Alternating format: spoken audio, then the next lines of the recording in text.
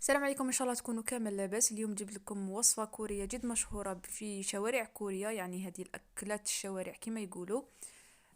هذه الوصفه راهي دايره ضجه في الانستغرام خصوصا، وفي اليوتيوب تاني كاين بزاف راهم يديروها. بغيت نشاركها معكم لاول مره. راني نجرب في هذه الوصفه وبغيت نشاركها كما قلت لكم.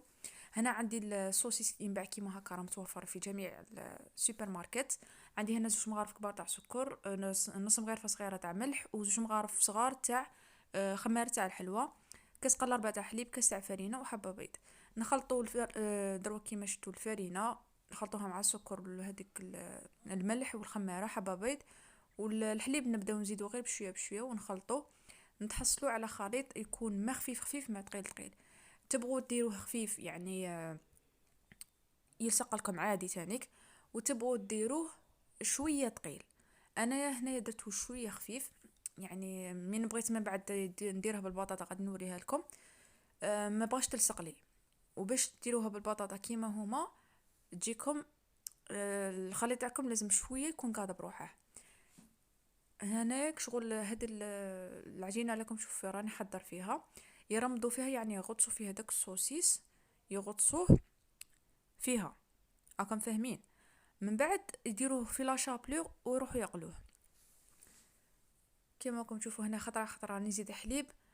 كما قلت لكم نتوما تبغوها ثقيله تبغوها خفيفه كما تبغوا نتوما. انا ما طوش ندير فيها بطاطا على جال اللي جاتني خفيفه. وهذه الكميه بالمناسبه دير لكم 6 حبات فقط. انا هنايا هي هذا السوسيس يجي فيه 6 حبات، وانايا درت يعني كميه كامله قسمتها، يعني ولات عندي 12 حبه. شغل درت نص سوسيس ونص تاع الفرماج.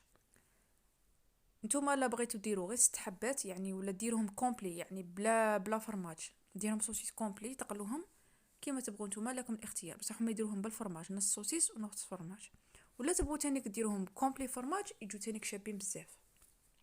صراحه انا كل واحد وذوقه، كل واحد ورأيه. انا هاد السوسيس اللي شريته ما مشي زعما ندير عليه بيبليسيتي ولا، هذا هو اللي كان متوفر وبغيت نجربه. صراحه انا ما عجبنيش كيما هكا، بالك من ما قليتوش. هي في الحق هادو لي سوسيس ما يقلوهمش، يعني اغلب الوصفات اللي يديروهم يجوا كيما هكا ماشي مقليين، يعني كيما الطريقه اللي راكم تشوفوا فيها دروك. نتوما تبغوا تقلوهم تدبلوهم غير في شويه تاع زيت، من بعد تروحوا ترمضوهم في هذيك العجينه ولا شابليغ، تروحوا تقلوهم كيما تبغوا نتوما. بالك كون انا قليتهم بالك كان يجوني احسن من اللي جاوني كيما هاك، ولكم الاختيار. بصح هي الوصفه الاصليه تاعها ما يقلوهمش، واللي يقليهم زعما قليل بصح كثر يديروها كيما قلت لكم. هنا عندي هادو 6 حبات تاع سوسيس كيما شفتوا. كنت قسمتهم على نص.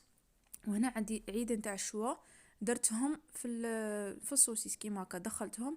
وهنا الفرماج من الاحسن تستعملوا نوعيه تكون جيده، يعني كاين تاع موتزاريلا، ولا تبغوا ديروا الشيدر يكون هذاك اللي قاعد بروحه. ومن الاحسن يكون هذاك الفرماج اللي يسيح لكم من ينقلع زعما يدوب غايه. هنا يروحوا نرمضوهم في شويه تاع فرينه، من بعد نروحوا نغطسوهم في هذيك العجينه اللي كنتو شفتوني درتها من الاول. هذا الفرماج علاه قلت لكم ما ديروش هذا الفرماج تاع اللي مداري انا نخدم فيه في البيتزا.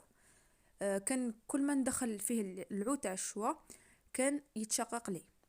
مين يتشقق كيما تشوف هنايا خط هنايا راه مشقق، ودي فوا ولا يطير لي. على هذيك ما ساعدنيش كامل في الخدمه. هو سيفري يذوب ويجي شباب وكاع، بصح ولا يتشقق لي. على هذيك ما ساعدنيش. من احسن نتوما ديروا موتزاريلا مالغري شويه غالي، بصح النتيجه تكون احسن ويجي هكاك شغل يتلصق، يعني نتوما تجبدوه ويجبد راكم فاهمين. من بعد كيما قلت لكم هنا روحوا رمضوهم في لاشابليغ. ولا شابليغ هنا من احسن تكون عندكم خشينه. هنا لا شابليغ تاعي محمصه ومطحونه، وتكون مطحونه خشينه، ما تكون زعما مطحونه رطبه، باش تجيكم قرمشه تاعها شابه. رمضوهم مليح، نحاولوا نسقموهم ونضغطوا على الحبه تاعنا باش تعطينا الشكل شباب. بعد نروحوا نقلوهم في زيت تكون حاميه ماشي بارده باش يطيبوا لنا مليح. ونقصوهم يعني درجه حراره تكون ناقصه. هنا كيما قلت لكم البطاطا تقطعوها رقيقه رقيقه بزاف وتلصقوهم كيما هكا. وهنا العجينه تاعي راهي خفيفه على بها البطاطا، ما بغيتش تلصق لي، ما بغيتش نقلع لكم المقطع غير باش تشوفوا الطريقه. باش ديروهم بطاطا لازم تكون عندكم العجينه شكون شويه ثقيله، وبعد تقلوها كيما الطريقه الاولى عادي. هذه هي النتيجه اللي نتحصلوا عليها. الى عجب لكم الوصفه ان شاء الله ديروا لي جيم على الفيديو. اللي تاني مشي مشترك في القناه تشترك في القناه هكا باش نشارك معكم وصفات جديده ان شاء الله مع رمضان ان شاء الله جاي. السلام عليكم.